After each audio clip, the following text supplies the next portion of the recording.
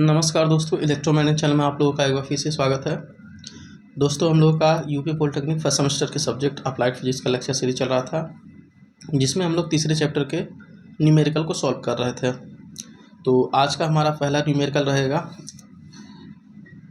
एक रुक्ष क्षैतिज समतल पर 50 किलोग्राम की एक भारी वस्तु रखी है। वस्तु तथा समतल के बीच गतिज घर्षण गुणांक, यहाँ पर गतिज घर्षण गुणांक बोला गया है, और वस्तु क्या है, गति की अवस्था में है, तब गतिज घर्षण गुणांक आएगा। गतिज घर्षण गुणांक 0.5 है। यदि वस्तु को स्थिर चाल से 2 मीटर विस्थापित किया जाए तो किए गए कार्य की गणना करें, जबकि पहला समतल के समांतर बल क्या हो, समतल के समांतर लगे, और दूसरा क्या है, क्षैतिज से 30 डिग्री के कोण पर बल लगे। तो हम लोग सबसे पहले इसका चित्र बनाएंगे पहली स्थिति का, जब समतल के समांतर हो। तो मान लेते हैं ये रहा हमारा समतल,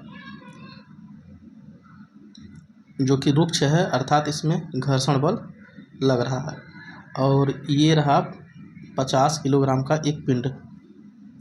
इसका mg नीचे की तरफ काम करेगा और प्रतिक्रिया बल ऊपर की ओर काम करेगा r।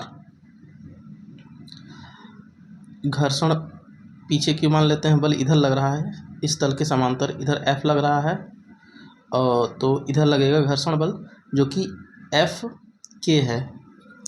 F k क्यों है, क्योंकि वस्तु गतिमान है।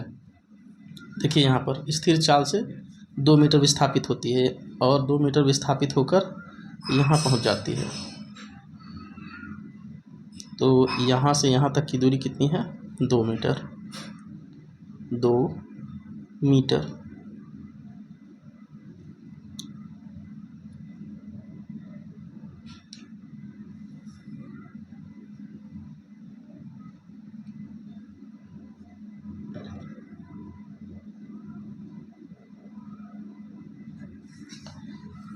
इसके बाद बोला गया है कि घर्षण गुणांक म्यू का मान कितना है, गति की अवस्था में म्यू के का मान दिया है 0.5।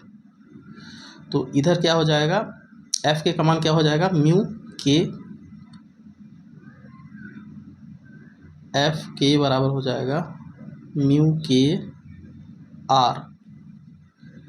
म्यू के आर हो जाएगा। तो F के हम लोग निकाल लेंगे, F के जो कि क्या है, गति घर्षण है, इसका मान हो जाएगा हमारा म्यू के 0.5, और R का मान कितना है, mg के बराबर होता है R।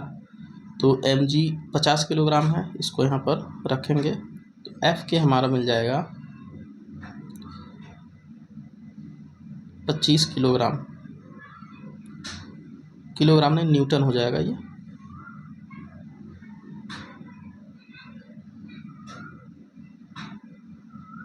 यहाँ पर 9.8 रहेगा, यहाँ पर 9.8 रहेगा, क्योंकि m तो हमारा 50 है, g लेंगे 9.8, तो 25 गुणे 9.8 करेंगे, तो F के का मान हमारा आ जाएगा 245 न्यूटन।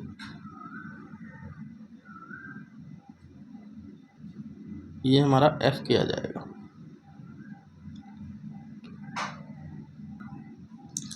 अब हमको इस बल का परिमाण निकालना है, जिसके कारण वस्तु गतिमान है। ये F के कारण ही वस्तु गतिमान है, तो F का मान निकालेंगे, इसमें D का गुणा करेंगे, D यानी 2 मीटर का गुणा करेंगे, तब जाके हमको कार्य मिलेगा। तो इसके लिए हम लोग क्या करेंगे, जो पीछे हम लोग थ्योरी में कॉन्सेप्ट पढ़े थे, उसी को यहाँ पर अप्लाई करेंगे। देखिए, इस बल के कारण ये पिंड गतिमान है इधर की तरफ, और ये घर्षण बल लग रहा है पीछे की तरफ। तो ये वाला बल ज़्यादा है, जिसके कारण जो है पिंड इधर की तरफ गतिमान है समान चाल से, एक नियत चाल से। देखिए यहाँ पर प्रश्न में बोला गया है कि स्थिर चाल से 2 मीटर तक विस्थापित किया जाता है। तो हम लोग इसको जो है संतुलन की अवस्था में क्या करेंगे, F के बराबर ma लिख सकते हैं। m क्या है, द्रव्यमान है, और a क्या है, a त्वरण से मान लेते हैं गति कर रहा है। चूँकि पिंड की चाल नियत है, तो त्वरण का मान क्या होगा, 0 होगा। तो यहाँ पर रखेंगे F के बराबर 0। तो F बराबर हमारा आ जाएगा F के, और एफ़ के कितना निकला हमारा 245 न्यूटन। तो एफ़ का मान हमारा किसके बराबर हो जाएगा, एफ़ बराबर 245 न्यूटन। अब ये एफ़ हमको मिल चुका है, इसी के कारण हमारा क्या हो रहा है, कार्य हो रहा है। इसी के कारण हमारा कार्य हो रहा है। तो W बराबर निकालेंगे, W बराबर क्या हो जाएगा, F इंटू डी। तो W बराबर आ जाएगा हमारा, F का मान 245 गुणे 2 मीटर है। तो इसका जो है गुणा करेंगे तो हमारा W का मान आ जाएगा 490 जूल। कार्य का मात्रक हमारा जूल होता है। तो ये हो गया हमारा पहली स्थिति का कार्य। जब बल का कहाँ लग रहा था, समतल के समांतर में लग रहा था, इस समतल के समांतर में लग रहा था, तब के लिए हमारा कार्य मिल गया 490 जूल। अब इसके बाद हम लोग दूसरी स्थिति पर देखेंगे, जब बल क्या है, 36 से 30 डिग्री के कोण पर लग रहा है। तो दूसरी स्थिति के लिए सबसे पहले इसको इरेज करना होगा हमको। आइए अब दूसरी स्थिति का जो है चित्र बनाते हैं। तो ये ना हमारा समतल जिस पे वस्तु रखी हुई है, और ये है रुक्ष तल है, अर्थात खुरदरा है थोड़ा सा। ये रहा हमारा 50 किलोग्राम का पिंड, इसका भार नीचे की ओर mg काम करेगा और प्रतिक्रिया बल ऊपर की ओर काम करेगा r। अब की बार बल कहाँ लग रहा है, ये क्षैतिज हो गया हमारा, इससे 30 डिग्री के कोण पे लग रहा है। बल F इधर लग रहा है, और घर्षण बल इसका किधर लगेगा, इधर, जो कि F के है। देखिए अब की बार ये वाला हमारा एंगल कितना है, 30 डिग्री। 30 डिग्री है, तो इसका जो है बल के दो घटक हो जाएंगे। ये जो फोर्स लग रहा है हमारा, इसके दो घटक हो जाएंगे, जो हम लोग पीछे कॉन्सेप्ट पढ़े थे उसी के आधार पर सब न्यूमेरिकल लगेंगे। तो यहाँ पर बल के दो घटक होंगे। पहला घटक हो जाएगा क्षैतिज घटक, F कोस थीटा हो जाएगा, F कोस थीटा। और दूसरा घटक इधर ऊर्ध्वाधर घटक हो जाएगा F साइन थीटा। ये हमारा दो घटक हो गए। अब यहाँ पर कार्य किसके कारण हो रहा है, पिंड जो है विस्थापित हो रहा है इधर की तरफ, 2 मीटर पिंड विस्थापित हो रहा है। ये दूरी फिर से 2 मीटर दी हुई है, 2 मीटर। अब की बार जो कार्य हो रहा है F कोस थीटा के कारण हो रहा है। तो हम लोग अब की बार F कोस थीटा का मान निकालेंगे, F कोस थीटा का मान निकालेंगे। फिर से संतुलन की स्थिति में देखिए क्या करेंगे, F कोस थीटा में से F के घटाएंगे। तो यहाँ पर F कोस थीटा माइनस, देखिए ये वाला इधर लग रहा है और अधिक है, इसी के कारण पिंड जो है गतिमान हो रहा है। तो F कोस थीटा में से इसको घटाएंगे, F के बराबर ma लिखेंगे।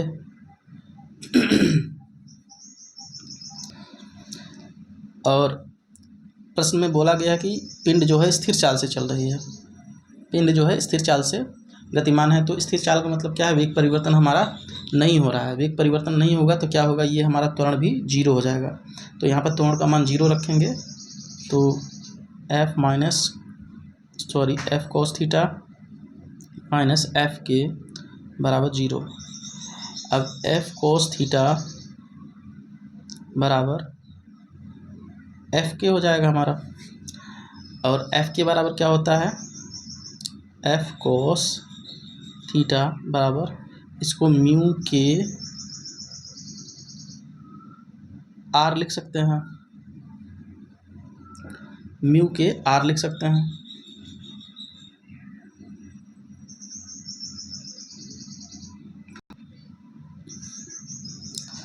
अब की बार ध्यान दें कि R की तरफ जो है हमारा जो प्रतिक्रिया बल है, उसी की तरफ जो कि F साइन थीटा भी कार्य कर रहा है। तो यहाँ पर R plus F sine theta यहाँ पर पूरा रखा जाएगा R की जगह पर।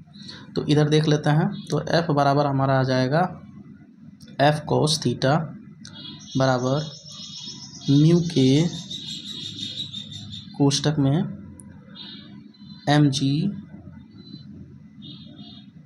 Plus F sine theta. R किसके बराबर हो जाएगा, mg के बराबर, और एफ साइन थीटा भी इधर ही काम कर रहा है।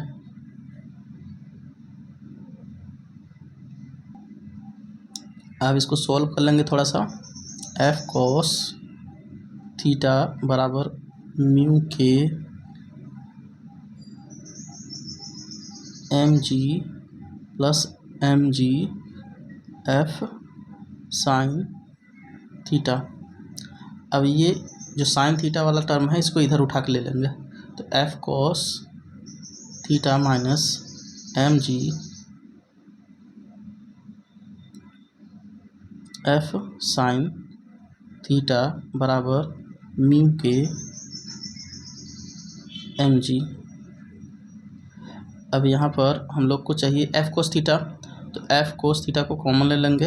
एफ कोस थीटा यहाँ बचेगा 1 और यहाँ पर माइनस में M G F sine theta upon में एफ कॉस थीटा आ जाएगा। ये एफ से ये एफ कट जाएगा और उधर बचेगा हमारा म्यू के एम जी। ये हमारा कोष्टक है। तो एफ कॉस थीटा कोष्टक में ये देखिए साइन थीटा बटा कोस थीटा को हम लोग लिख सकते हैं टेन थीटा, तो 1 minus M G tan theta हो जाएगा हमारा ये, और इधर हो जाएगा म्यू के एम जी। यहाँ तक आप लोगों को समझ में आया होगा। इसके बाद आगे देखते हैं।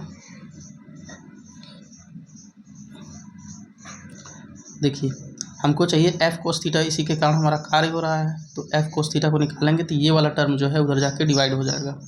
तो म्यू के एम जी अपान में 1 minus M G tan theta.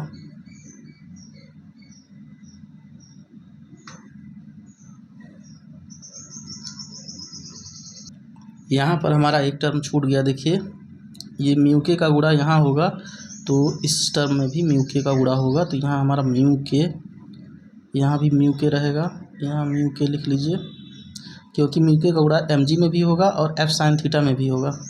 तो फिर से यहाँ हमारा म्यू के आ जाएगा और यहाँ भी हमारा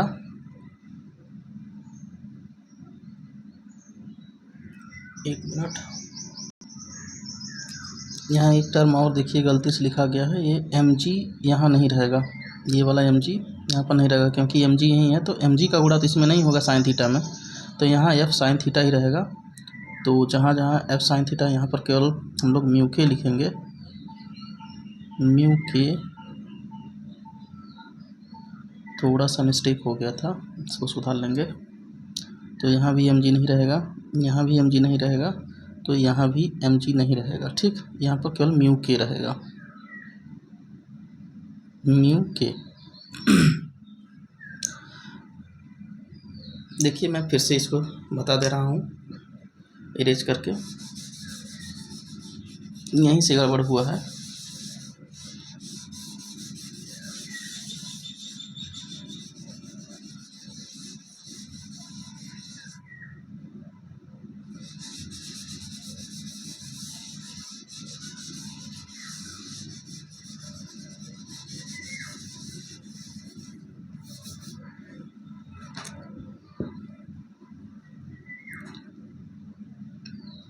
एफ कॉस थीटा बराबर म्यू के का गुणा अंदर में होगा, तो ये हमारा हो जाएगा म्यू के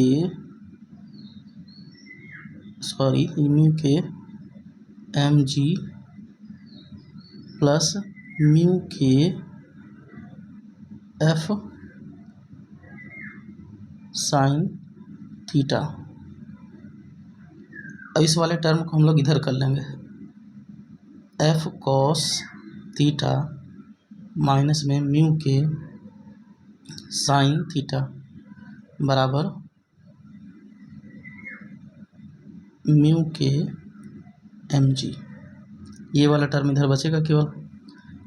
अब इसमें हम लोग एफ कोस थीटा को कॉमन ले लेंगे, तो ये हमारा बचेगा 1 माइनस म्यू के साइन थीटा, कॉमन का मतलब होगा डिवाइड, कोस थीटा को डिवाइड कर देंगे यहाँ पर, तो ये हमारा म्यू के इंटू एम जी बचेगा।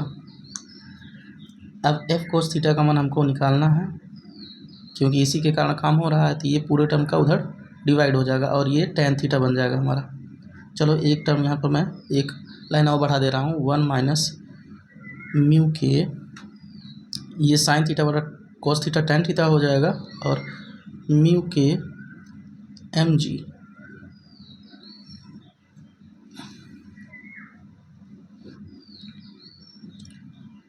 एफ कोस थीटा का मान निकालेंगे, एफ कोस थीटा बराबर तो म्यू के एम जी अपान में 1 माइनस म्यू के tan थीटा, इतना हमारा आएगा। अब इसमें दिया गया वैल्यू रख देंगे हम लोग, एफ कोस थीटा का मान हमको निकल के आ जाएगा।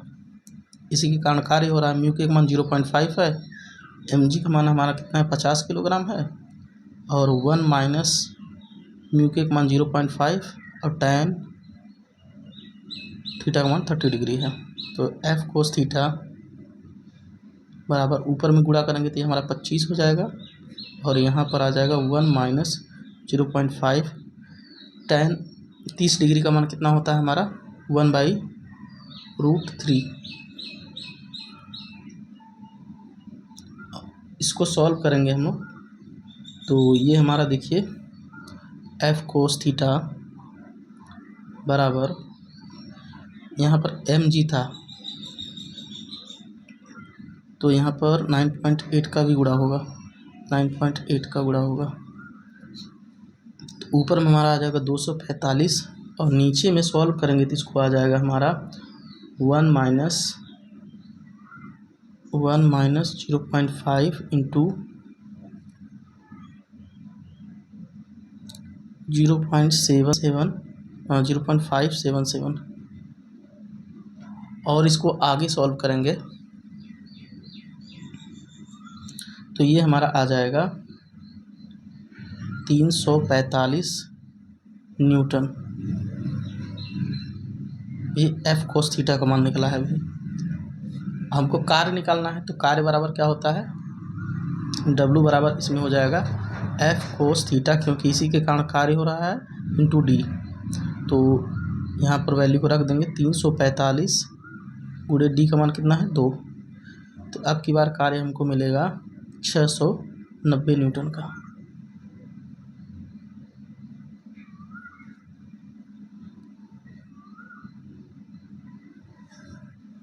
तो इस तरीके से हम लोग न्यूमेरिकल को सॉल्व करते हैं। ये न्यूमेरिकल थोड़ा बड़ा था, क्योंकि इसमें जो है दो न्यूमेरिकल आपस में एक दूसरे से लिंक थे और पूछ लिए गए थे। तो इस तरीके से इस तरीके का न्यूमेरिकल जब भी आएगा, हालांकि इतना बड़ा आएगा नहीं, इसमें आएगा तो केवल एक ही, जो इसमें दो स्थितियाँ देकर पूछ लिया गया था क्वेश्चन को।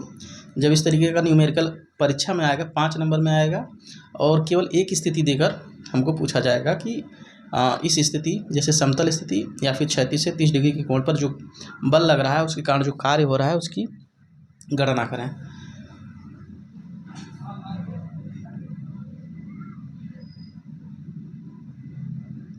इसके बाद और भी न्यूमेरिकल प्रॉब्लम है, इसको हम लोग अगले लेक्चर में देखेंगे। अभी तो हमको लगता है बहुत सारे न्यूमेरिकल हैं, ये 2-3 लेक्चर लग जाएगा इसको ख़त्म करने में। तो आज का वीडियो लेक्चर आप लोगों को पसंद आया, अच्छा लगा तो वीडियो को लाइक करें, चैनल को सब्सक्राइब करें और अपने दोस्तों में भी शेयर करें। और किसी प्रकार का कोई क्वेरी हो तो आप कमेंट बॉक्स में लिख सकते हैं। आज के लिए इतना ही, धन्यवाद।